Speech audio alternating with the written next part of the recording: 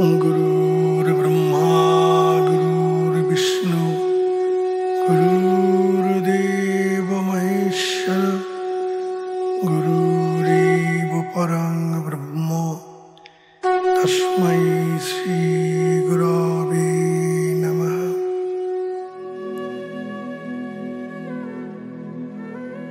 परम করুণাময় গুরুদেবের নামে শুরু করছি। প্রেমিক গুরু নামক গ্রন্থ থেকে পাঠ করে শোনাচ্ছি। পাঠ্য বিষয় ভগবান শঙ্করাচার্য তদ্ধর্ম। ভগবান শঙ্করাচার্য দ্রাবিড় দেশে জন্মগ্রহণ করেন। তাহার বাল্যাবস্থায় পিতৃবিয়োগ হয়। তিনি 8 বৎসর বয়সেই সর্বশাস্ত্রে ব্যুৎপত্তি লাভ করিয়াছিলেন। সেই সময় অনেক রাজা মহারাজা তাহার সুকুমার দেহ, সুমিষ্ট যুক্তিপূর্ণ বাক্য এবং অসাধারণ পাণ্ডিত্যে মুগ্ধ হইয়া তদীয় সেবায় জীবন উৎসর্গ করিয়াছিলেন। 12 বর্ষ বয়সে কৌশলে মাতার নিকট অনুমতি গ্রহণ পূর্বক ব্রহ্মদান ও ব্রহ্মগানে ভারতের ভূরিভার অবতরণার্থ শঙ্করাচার্য গৃহত্যাগ করিয়া স্বামী গোবিন্দাচার্যের শিষ্যত্ব স্বীকার করত সন্ন্যাসী হইলেন। 16 বৎসর বয়সকালে তিনি আত্মজ্ঞান লাভ করিয়া পরমহংসত্ব প্রাপ্ত হন। তিনি বুঝিয়াছিলেন উপনিষদ তাহার মীমাংসা স্বরূপ, শারীরিক সূত্রের অধ্যয়ন অধ্যাপনার এবং প্রাচীন ঋষিগণ সেবিত ব্রহ্মজ্ঞানের অনুশীলনের অভাবে, গুরুর অভাবে সর্বসাধারণের নিকট অধিকারানুরূপ তত্ত্বকথার প্রচার ভাব ভারতে এই দুর্দশা উপস্থিত হইয়াছে। তাই তিনি অল্প সময়েই সাঙ্গপাঙ্গ বেদাধ্যয়ন করিয়া বিপন্ন ভারতবর্ষের উদ্ধারার্থ দৃঢ় সংকল্প হইলেন।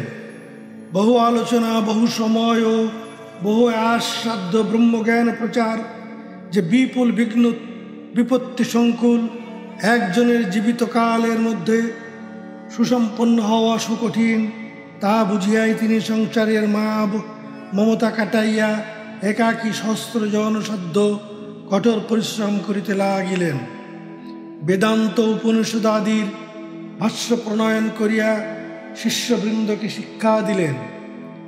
পদ্মপাদ হস্তামূলক সুরেশ্বর মণ্ডন ও তৌটক এই প্রধান শিষ্য চতুষ্টয় সহ বেদান্ত শাস্ত্র তত্ত্বজ্ঞান প্রচারার্থ ভারতের সর্বত্র পর্যটন করিতে লাগিলেন। ভারতের এক প্রান্ত হইতে অপর প্রান্ত পর্যন্ত তাহার জয়ধ্বনিতে পরিপূর্ণ হইল।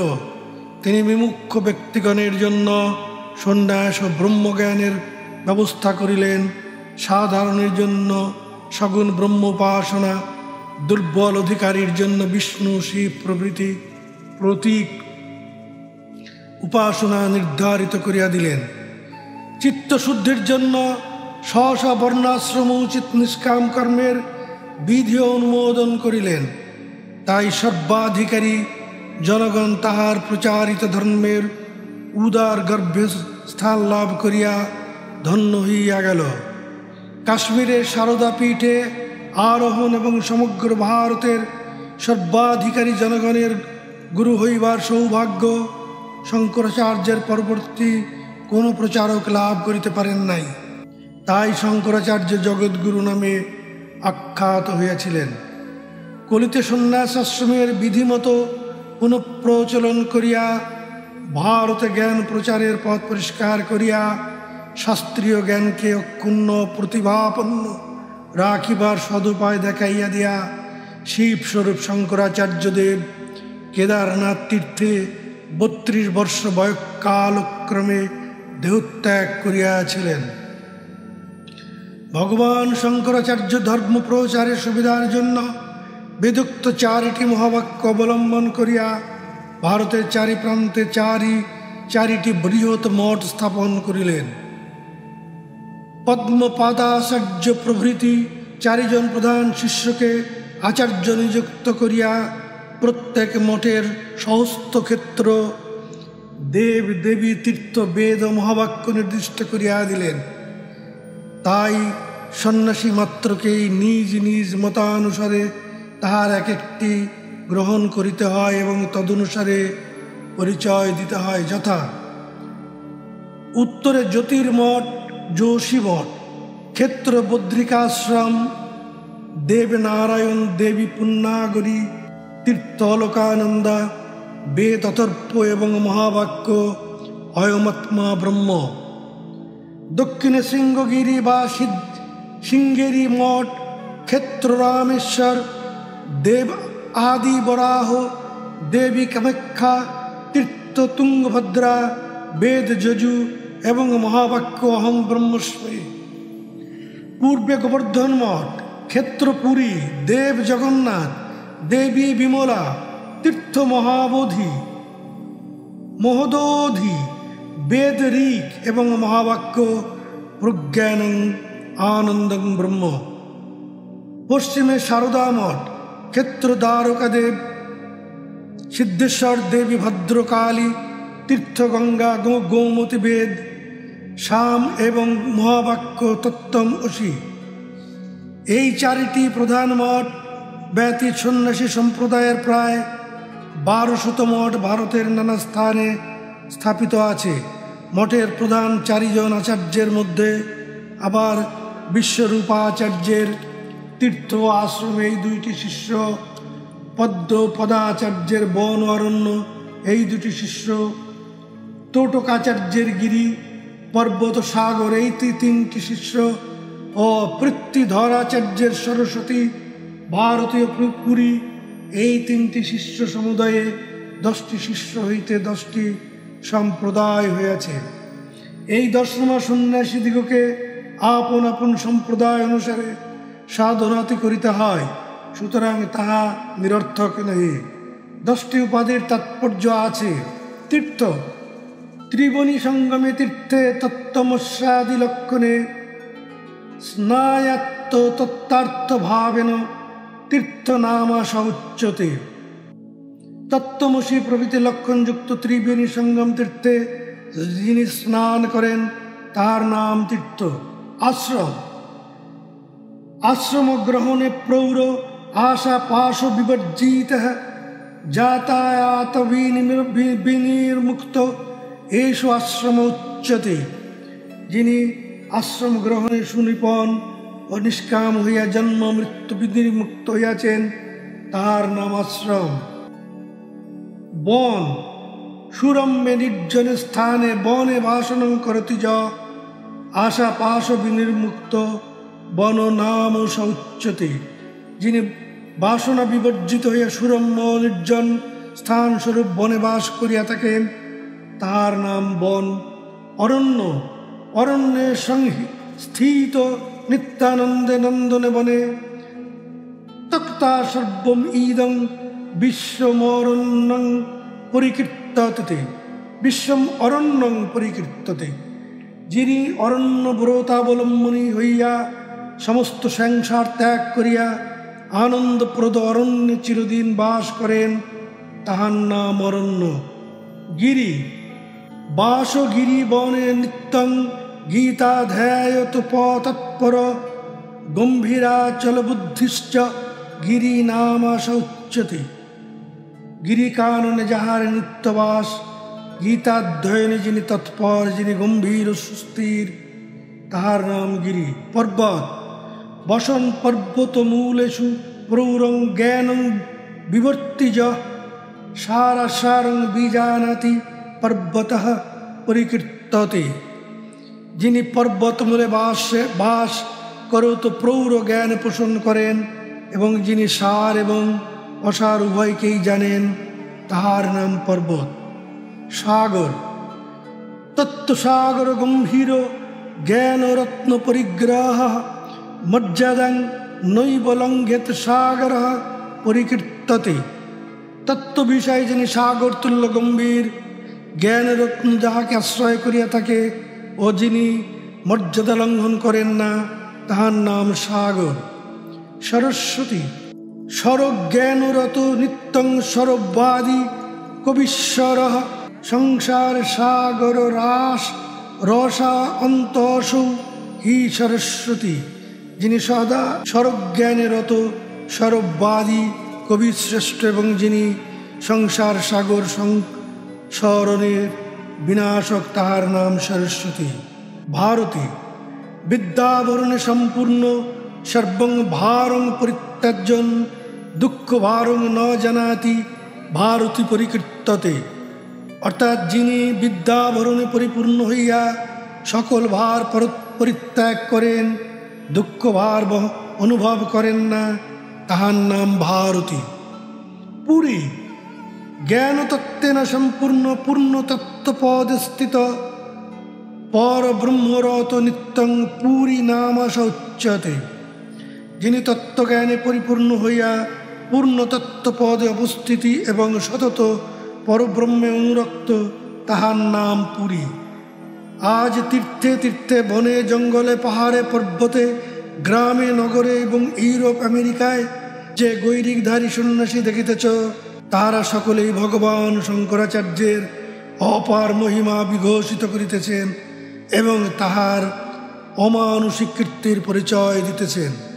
পূর্বে নিয়ম ছিল, প্রথম আশ্রমত্রয়ের যথাবিধি ধর্ম পালন পূর্বক ব্রাহ্মণগণ সন্ন্যাস অবলম্বন করিতে পারিবে, কিন্তু শঙ্করাচার্য ব্যবস্থা করিলেন, বৈরাগ্য উদয় হইয়া উপযুক্ত হইলেই যে কোনো ব্যক্তি যে আশ্রমেই হোক না কেন একবারের সন্ন্যাস গ্রহণ করিতে পারিবে।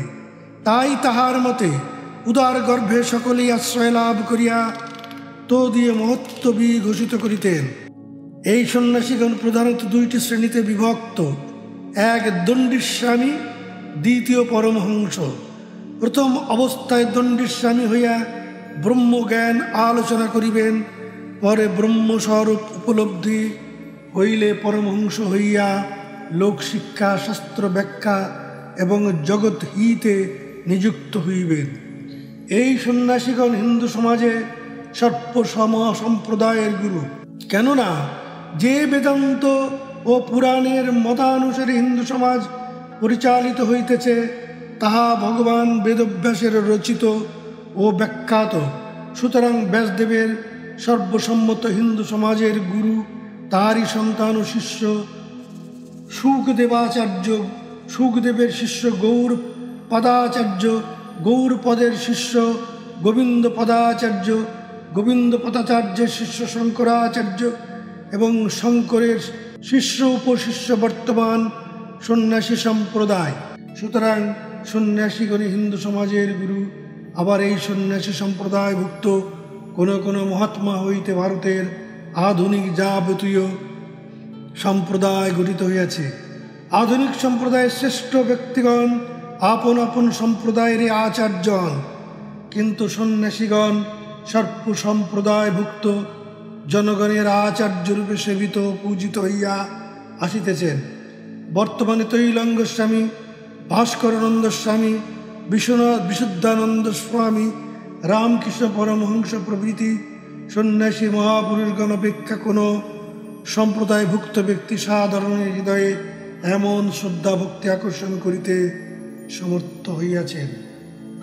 চারিটি প্রধান মঠের অধ্যক্ষ মহান্তগণ শঙ্করাচার্য নামে অভিহিত হইয়া থাকেন।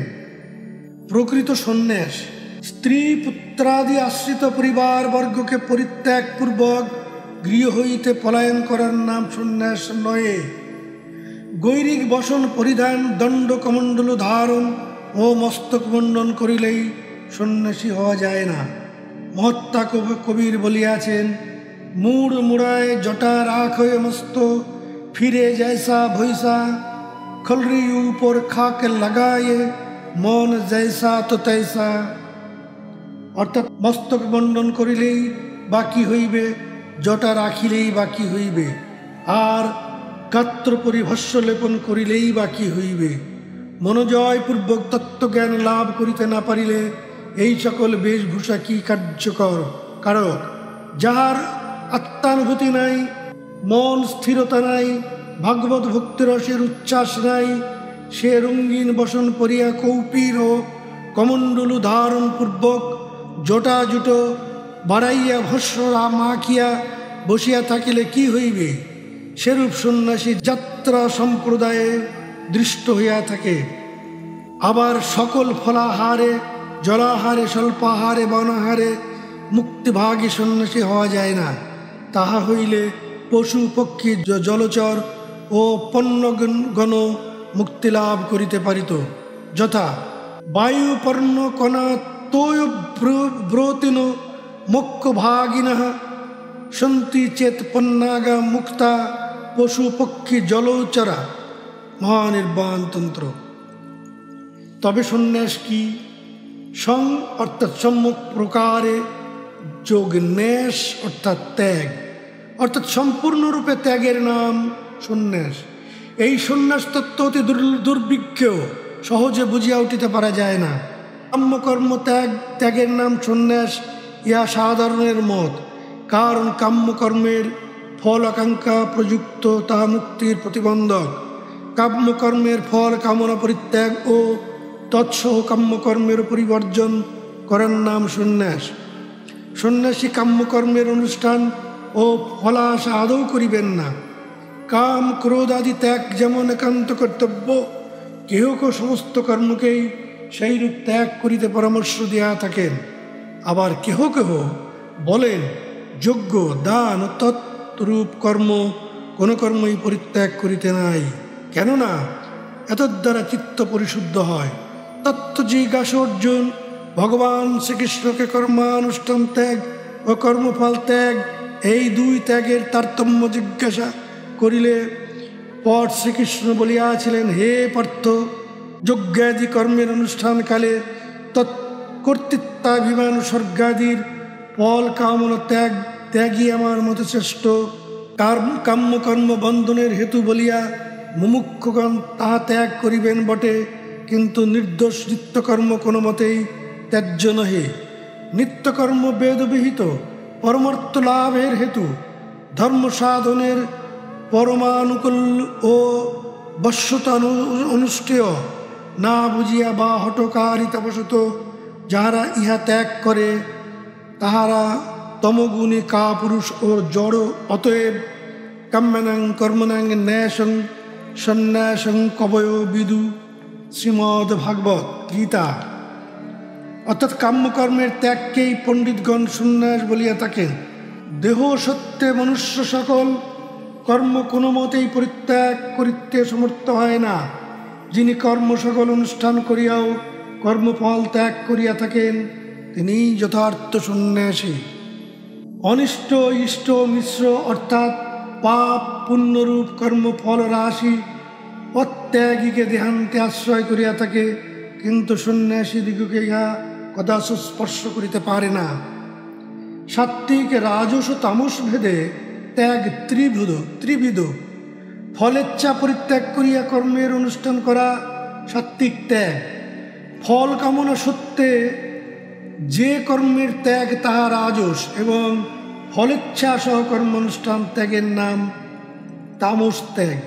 কর্ম ক্লেশ সাধ্য বলিয়া ত্যাগ করা রাজস, ভ্রান্তিপূর্বক কর্ম ত্যাগ করার নাম তামস বলিয়া কথিত হইয়াছে। সুতরাং সন্ন্যাসীর পক্ষে সাত্ত্বিক ত্যাগ অকর্তব্য। এই সকল গুণময় ত্যাগ ব্যতীত ভগবান শ্রীকৃষ্ণ গীতায় ত্রৈগুণ্য বিষয় বেদা নিস্ত্রৈগুণ্য ভাবার্জুন বলিয়া যে ত্যাগ বা সন্ন্যাসের কথা উল্লেখ করিয়াছেন, তাহার গুণাত্মক। এই গুণাতীত সন্ন্যাসী মুমুক্ষগণের অবলম্বনীয়। কর্মফল ত্যাগরূপ সাত্ত্বিক সন্ন্যাসেও নিত্যকর্মের কর্তব্য বুদ্ধি বর্তমান রহিয়াছে। আবার কর্তব্য বুদ্ধি পরিত্যাগ করিতে না পারিলে সন্ন্যাস আশ্রমে অধিকার হয় না, তাই শাস্ত্রে উল্লিখিত রহিয়াছে। এক্ষণে এই দুই বিরুদ্ধ মতের সামঞ্জস্যই যে কর্তব্য বুদ্ধি প্রণোদিত না হইয়া উপস্থিত কর্ম সকল ফলাভিসন্ধি পরিত্যাগ পূর্বক করিয়া যাওয়ার নাম নির্গুণ ত্যাগ। পদ্মপত্র যেমন জল মধ্যে থাকিও জলে লিপ্ত হয় না, তদ্রূপ যাহারা কর্তব্য বুদ্ধিশূন্য হইয়া স্ব স্ব ইন্দ্রিয় দ্বারা সকল কর্ম যথাযথভাবে সম্পন্ন করিয়া থাকেন, তাহারা কর্ম বা কর্মফলে জড়িত না হয়েন না। এইরূপ ত্যাগের নামই গুণাতীত ত্যাগ, ইহাই প্রকৃত সন্ন্যাস। এই ত্যাগ সন্ন্যাসের মহিমা কীর্তন করিয়া শ্রীকৃষ্ণ বলিয়াছেন, সর্বলোকেশ্বপি ত্যাগী সন্ন্যাসী মম দুর্লভ। ত্যাগী সন্ন্যাসী সকল লোকের, এমনকি আমারও সুদুর্লভ। কর্ম সম্বন্ধীয় ত্যাগের ইহাই সুন্দর মীমাংসা। কর্মত্যাগ ব্যতীত বিষয় ভোগ ত্যাগ সন্ন্যাসীর অবশ্য কর্তব্য, তাহাও গুণাতীত হওয়া প্রয়োজন। শাস্ত্রবিধি না মানিয়া কঠোর তপস্যায় দেহ নষ্ট করাকে তামস ত্যাগ বলে। সমাজে খ্যাতি প্রতিপত্তির আশায় ফল মূলাহারে তপস্বী হওয়ার নাম রাজস ত্যাগ, এবং চিত্তশুদ্ধির জন্য যে বিধিবিহিত সংযম, তাহাই সাত্ত্বিক ত্যাগ। এই সকল ত্যাগ গুণময় বিধির সন্ন্যাসীর অবলম্বনীয় নহে। সন্ন্যাসের ত্যাগ নির্গুণাত্মক। প্রলুব্ধ না হইয়া অনাসক্তভাবে ইন্দ্রিয় গ্রাহ্য ও সহসা বিষয় ভোগ করার নাম গুণাতীত ত্যাগ। নতুবা লেংটি পরিয়া বা লেংটা হইয়া বৃক্ষতলে বসিয়া তার নাম ত্যাগ নহে। লেংটিতে আসক্তি আর গরদে বিরক্তি, কুটিরে আসক্তি আর কোঠায় বিরক্তি, শাকে আসক্তি আর মিষ্টান্নে বিরক্তি, কম্বলে আসক্তি আর গদিতে বিরক্তি নির্গুণ ত্যাগের লক্ষণ নহে।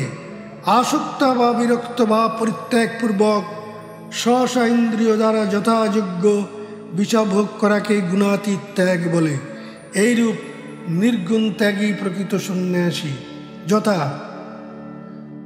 সদন্যে বা কদন্যে বা লোষ্ট্রে বা কাঞ্চনে পিবা সমবুদ্ধির যস্য শস্যৎ স সন্ন্যাসী চ কীর্তিতঃ। যাহার উত্তমান্ন ও নিকৃষ্টান্নে এবং মৃত্তিকা ও কাঞ্চনে সমবুদ্ধি জন্মিয়াছে, তিনি সন্ন্যাসী বলিয়া কীর্তিত। তবে ত্যাগের অর্থ কি? শিবাবতার শঙ্করাচার্য বলিয়াছেন, ত্যাগ অসৌ কিমস্তি আসক্তি পরিহার মণি রত্নমালা। আসক্তি পরিত্যাগের নামই ত্যাগ। ত্যাগী গরিষ্ঠ ঋষি শ্রেষ্ঠ বশিষ্ঠদেব বলিয়াছেন, যত্ত্যক্তং মনুষা তাবৎ তত্ত্যক্তং বিদ্ধি রাঘব। মনুষা সং পরিত্যাজ্য সেব্যমানঃ সুখাবহ। যোগ বাশিষ্ঠ। যাহা মন হইতে ত্যাগ করা যায়, তাহাই প্রকৃত ত্যাগ। বাহিরের ত্যাগ মাত্র প্রশস্ত নহে, মন হইতে বিষয় পরিত্যাগ করিয়া সংকল্প বিকল্প বর্জিত হইয়া সুখী হও। অতএব যিনি মন হইতে ভোগ্য বিষয়ের আসক্তি ত্যাগ করিয়াছেন, তিনি যথার্থ সন্ন্যাসী। অনেকে আপনার সকল বস্তুই পরিত্যাগ করিতে পারে, কিন্তু আপনাকে কেউ সহজে ত্যাগ করিতে পারে না। সুতরাং সর্বোত্তম সন্ন্যাসী তিনি, যিনি সমস্ত কামনা পরিত্যাগ করিয়া অবশেষে শরণাগত ও ভক্তিবংশবৎ হইয়া আপনাকেও পরমেশ্বরের চরণে সমর্পণ করিয়াছেন। তখন তোমার তুমিত্ব ব্রহ্মস্বরূপে কিংবা ভগবানের সত্তায় ডুবিয়া যাইবে। যখন তোমার নিজ অস্তিত্বের কিছুমাত্র স্বতন্ত্রতা থাকিবে না, তখনই তুমি ত্যাগী, তখনই তুমি বৈরাগী, তখনই তুমি প্রকৃত সন্ন্যাসী। এমতা যতদূর আলোচিত হইল, তাহাতে প্রমাণিত হইল যে যিনি কর্তব্য বুদ্ধিশূন্য হইয়া উপস্থিত সকল কর্ম করিয়া যান এবং নির্লোভ হইয়া অনাসক্তভাবে বিষয় ভোগ করিয়া থাকেন, তিনি নির্গুণ ত্যাগী। সম্মুখ রূপে এই প্রকার ত্যাগের নামই প্রকৃত সন্ন্যাস। ভগবান নির্গুণ, গুণের অভাব নহে, গুণের অতীত অবস্থা মাত্র। অর্থাৎ তিনি গুণে নির্লিপ্ত না হইয়া গুণের দ্বারা কার্য করিয়া থাকেন। তদ্রূপ সন্ন্যাসীর ত্যাগ নির্গুণাত্মক, তাহারও গুণে লিপ্ত না হইয়া গুণের দ্বারা কর্ম করিয়া যান, তাহাতে বিরক্ত বা আসক্ত নহেন। এইরূপ সন্ন্যাসী প্রকৃত সন্ন্যাস পদবাচ্য। গৃহস্থাশ্রমে থাকিয়াও মুমুক্ত ব্যক্তি সন্ন্যাসী হইতে পারেন, তাই জনক, অম্বরীশ প্রভৃতি গৃহীগণ সন্ন্যাসী পদবাচ্য। আর যাহারা কৌপিন করঙ্গার মায়া ছাড়াইতে পারে না, তাহারা সন্ন্যাসাশ্রমী হইলেও গৃহস্থাধম। আবার যে কোনো আশ্রমী হইয়া নির্লিপ্তভাবে সংসারে থাকিতে পারিলে তিনি সন্ন্যাসী এবং মুক্তিলাভের অধিকারী। নির্লিপ্ত গৃহী এবং প্রকৃত সন্ন্যাসী এক আসনে অবস্থিত, তাহাদের মধ্যে ব্যবহারিকভাবে পার্থক্য থাকিলেও পারমার্থিকভাবে কোনো ভিন্নতা নাই। আমরা পুরাণের হরিহর মূর্তি হইতে এ তত্ত্ব শিক্ষা করিয়াছি। এখানে হর শব্দে শ্মশানবাসী শিব এবং হরি শব্দে বৈকুণ্ঠ বিহারী বিষ্ণুকে বুঝিতে হইবে। হিন্দু মাত্রেই অবগত আছে যে হরিহর অভিন্ন যে মূল তাহাদের ভেদ কল্পনা করে সে নারকী, যথা গঙ্গা দুর্গা হরিশানং ভেদকৃত নারকী তথা বৃহদ্ধর্ম পুরাণ। হরি ও ঈশানে ভেদ বুদ্ধি করিলে নিরয়গামী হইতে হয়। সুতরাং তাহারা উভয়ে যে এক তাহাতে সন্দেহ নাই, কিন্তু বাহ্যত আকাশ পাতাল ভেদ দৃষ্ট হয়। একজন সর্বত্যাগী সন্ন্যাস শ্মশানবাসী খর্পর মাত্র সম্বল বিরূপ বেশে ভ্রমণ করিতেছেন, কাজেই হর ত্যাগী বৈরাগী সন্ন্যাসী। অপর একজন মণিমুক্তা খচিত ও নৃত্যগীত পরিপূরিত বৈকুণ্ঠ বিহারী। পার্শ্বে অনুপমা সুন্দরী, কাজে হরি ভোগী বিলাসী গৃহবাসী। স্থূলত উভয়ের মধ্যে পার্থক্য দৃষ্ট হইলেও মূলত কোনো বিভিন্নতা নাই। শিব সন্ন্যাসী সত্য, কিন্তু দেখিয়াছ কি উহার কোলে কে? বিশ্ব বিমোহিনী রমণী। উনি কে? উনি জগৎ রূপা বিশ্বরূপিণী প্রকৃতি। শিব সন্ন্যাসী হইয়া আমিত্বের সংকীর্ণ গণ্ডি ভাঙিয়াছেন বটে, কিন্তু জগৎ সংসারের কে বুকে জড়াইয়া ধরিয়াছেন, পরার্থে স্বার্থ পদদলিত করিয়াছেন। তাহার নিজের বলিতে কিছু নাই। তিনি প্রত্যেক ভূতের হিত সাধনরত, তাই নাথ নামে পরিচিত। তাহা হইলে শিব সন্ন্যাসী হইয়াও সংসারে লিপ্ত। আর আমরা হরিকে গোকুল বিহারী রূপে দেখিয়াছি, যে তিনি গোকুলে গোপ গোপীদের প্রেমে মাতোয়ারা, রাধা প্রেমে যেন বিহল। রাধার সামান্য অবহেলাতে রাধা কুণ্ডে প্রাণ পরিত্যাগে উদ্যত। সকলেই জানিত শ্রীকৃষ্ণের রাধাগত জীবন। রাধার ক্ষণকালের বিরহে বুঝি তিনি বাঁচিবেন না। কিন্তু কই, যেমন অক্রূর আসিয়ার মথুরার সংবাদ বিজ্ঞাপিত করিলেন, অবনী শ্রীকৃষ্ণ মথুরা রওনা হইলেন। রাধার নিকট বিদায় লইয়া যাওয়ার আবশ্যক বোধ করিলেন। শ্রীকৃষ্ণের মথুরা গমন সংবাদ পাইয়া সঙ্গিনী সহ প্রায় আসিয়া পথিমধ্যে রথচক্রের নিম্নে বুক পাতিয়া পড়িয়া বসিলেন।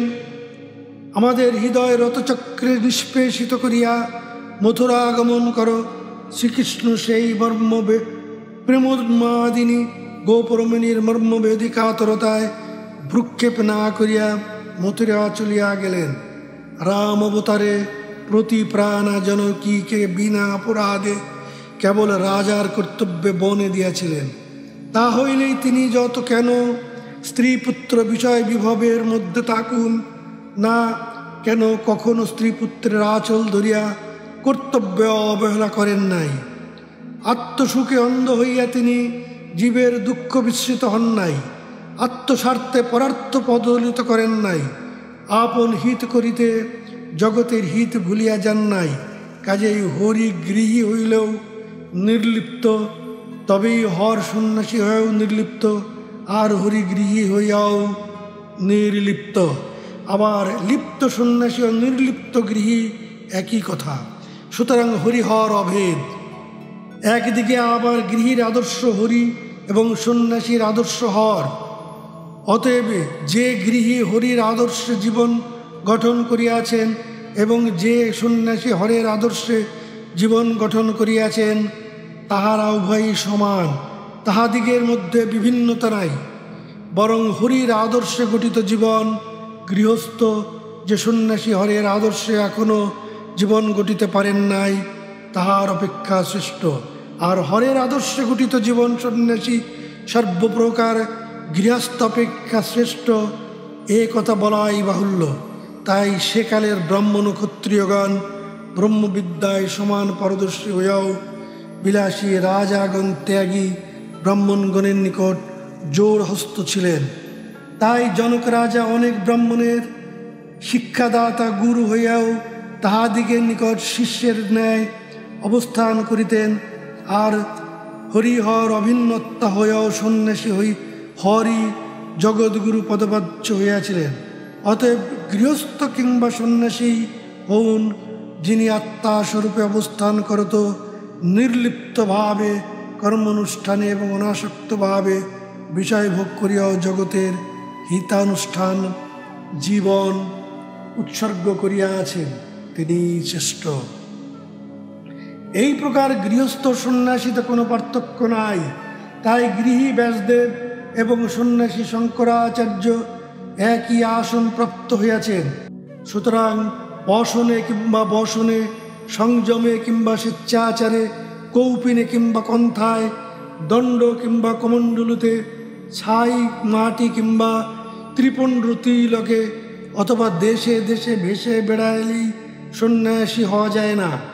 আবার বলি, যে স্মরণ থাকে যে কোনো আশ্রমভুক্ত হউন না কেন, যিনি অমিত্যের সংকীর্ণ গণ্ডি বিশ্বময় প্রসারণপূর্বক সমবুদ্ধি সমদৃষ্টি সম্পন্ন হইয়া জগতের মঙ্গল সার সম্বল করিয়া আছেন, যিনি পরকে অমৃত বিলাইয়া নিজের জন্য কাল কূট সঞ্চিত করিতে এবং পরের গলায় মণিহার জড়াইয়া আপনার কণ্ঠে ফণিহার দোলাইয়া আনন্দে গালবাদ্য করিয়া নৃত্য করিতে শিক্ষা করিয়াছেন, তিনিই প্রকৃত সন্ন্যাসী। আর এই রূপ সন্ন্যাসীর নিকট জগৎ গললগ্নিকৃত বাসে দণ্ডবৎ।